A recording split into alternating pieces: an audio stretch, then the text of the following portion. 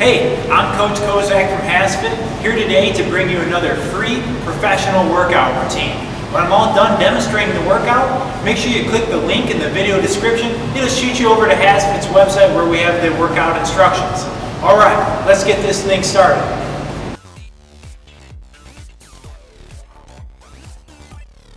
A modified burpee is a beginner level burpee. It's a total body exercise. It's great for conditioning. We're going to start by either getting a box or a bench. The higher the box or the bench, the easier the exercise is. The lower your tool is, the harder it's going to be. You can even use a step for this one. So we're going to start with our feet shoulder width apart. We're going to start by doing a squat, weight back to your butt. We're going to reach down, hands around the bench.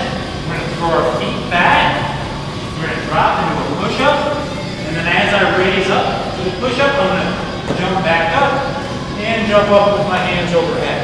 So my weight goes to my butt, legs go back, push up, feet come back up, and jump overhead. So you can see on this one where if I had a higher box, it would make it much easier, where if I were just using a aerobic step, it would definitely make it much harder. This is a modified burpee. To complete one bike sprint, pedal at maximum effort as fast as you can for 10 seconds with the bike's resistance level set to medium strength. Every bike is different, but if the bike's resistance scale goes from 1 to 20, then the sprint should be performed at a level of 10. Follow the sprint with 50 seconds of low effort, just slow and relaxed pedaling with the bike's resistance level set to low strength. Again, every bike is different, but if the bike's resistance level goes from 1 to 20, then the recovery period should be performed at a level 4. Repeat this protocol as outlined on the workout instruction page. A bench dip with your knees bent is a great beginner movement.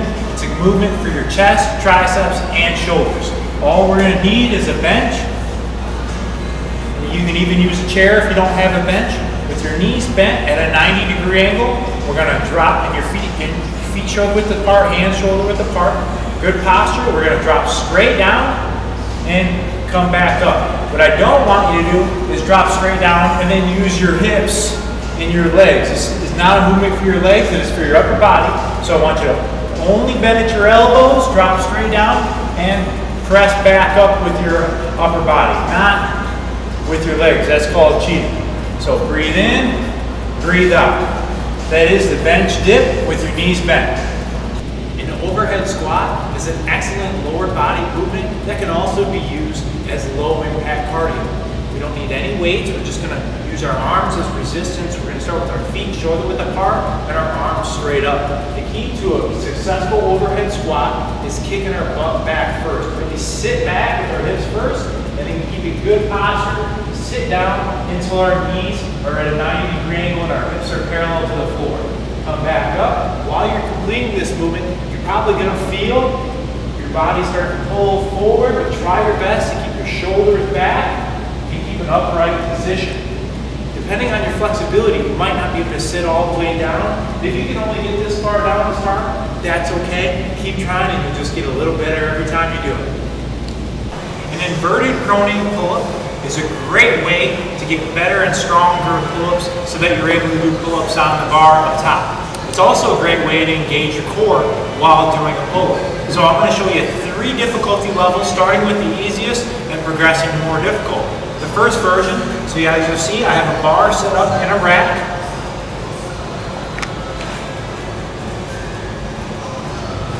And you're going to want to place the bar at about a point when you're lying flat on the ground at the top of your arm reach. So the first version is with your feet on the ground, and you're going to keep your hips on the ground throughout the entire movement. This is the easier version because all I have to do is pull up my upper body. Keeping my hips on the ground, my palms are facing away, hands are even, shoulder width apart, a little wider than, and pull the bar to your upper chest. Coming all the way up, all the way down. The second version is with your legs out straight, keeping your abs tight. We'll call this the intermediate version. Keep your head back, all the way up, all the way down. The more advanced version is with your feet elevated, Again, keeping your abs tight, bring it up and your head back. This one creates more resistance, all the way up, all the way down. And that is the inverted pronate pull-up. The kettlebell swing to parallel requires one kettlebell. We're going to get our feet a little bit wider than shoulder width apart, and just a slight pointing of our toes outwards. We're going to start with a little bend in our knee. Now it's butt back, butt forward. This entire time, I want you to keep your head up, and this entire movement is done with your hips. The arms are just along for the ride.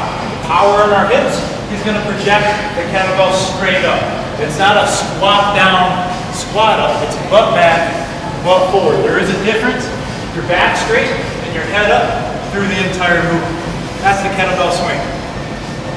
A lying knee raise plus crunch is a great movement, not only for your upper, but also your lower abdominals. We're going to start lying flat on our backs, with our hands over our head, our legs out straight. We're going to bring our knees up and crunch at the same time. Try your best not to bring your feet back down to the ground every time, but instead, just straighten out your legs and don't rest your upper body either. Make sure to breathe throughout the movement. That's a lying knee raise plus crunch.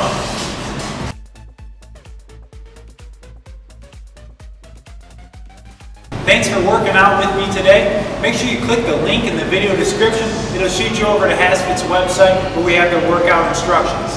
If you enjoyed this workout, make sure you check out HASfit's website where we have hundreds of additional free workouts. We have your free meal plans to lose or gain weight, as well as our complete 30 to 90 day fitness programs. All there, all for free, just for you. Please do me a favor and subscribe to this YouTube channel. It'll really help keep this great service free. Like us on our Facebook fan page or follow us on Twitter. We'll send you the best daily motivation. And while you're at it, stop by our store, pick up a poster or a t-shirt, whatever it takes to help you stay motivated and on track. I'm Coach Kozak from HASfit, and I'll see you at your next workout.